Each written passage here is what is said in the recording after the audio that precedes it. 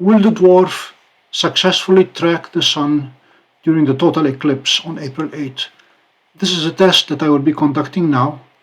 A dwarf right now is tracking the sun with some clouds, and I'm going to cover the telephoto lens with a piece of cardboard and then wait 3.5 minutes, which is going to be the duration of the totality, and see if dwarf is still there. Here starts our 3.5 minute wait. I have selected the exact same time as the eclipse so that it is as accurate a simulation as possible.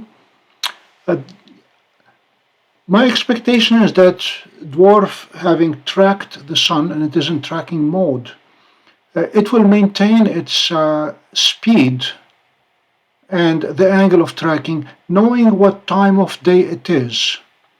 It should be able to track the sun even if there is no big dish or big circle in the middle. On April 8, I plan to stream live the eclipse. At this point, I have to decide whether to use the Seestar or the dwarf to track the sun all day. Both of them have demonstrated the ability to track the sun successfully all day.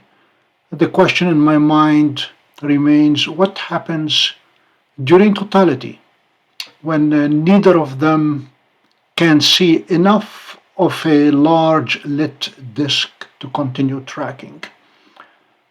This exercise now may be an extreme because I've covered the lens completely, which will not be the case on April 8.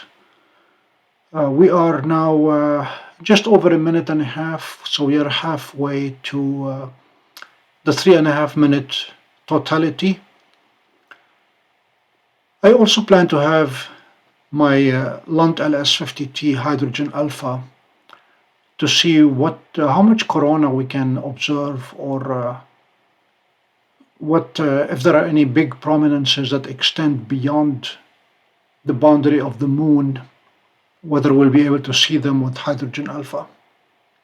But if all goes as planned and if it is a clear day, I expect to go live at around 9 a.m. Eastern Time, which is a good 6 hours before the eclipse, and then stay live the entirety with both the dwarf and the Lunt LS50.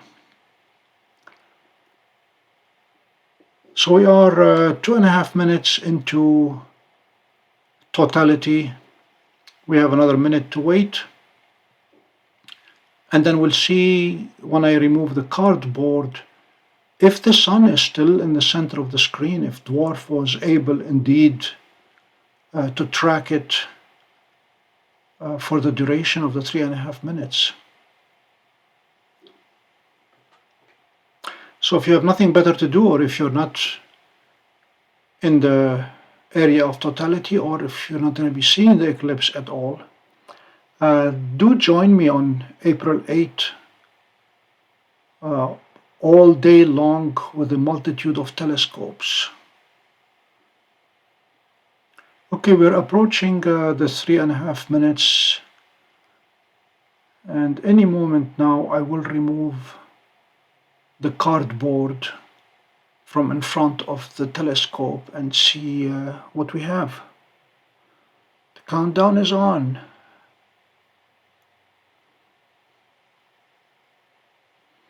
Will we see the sun or will we not? There it is.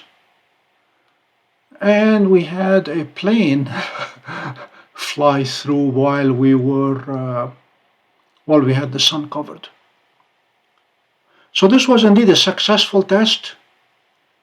Dwarf was able to maintain its tracking rate and successfully kept the sun in the middle of the screen without seeing it for the full 3.5 minutes that we needed to track during the total eclipse. If we get another sunny day tomorrow, I will repeat the test with the Seestar S50 and see if the Seestar is able to track the sun as well sight unseen. So long from the Rooster Inn Observatory.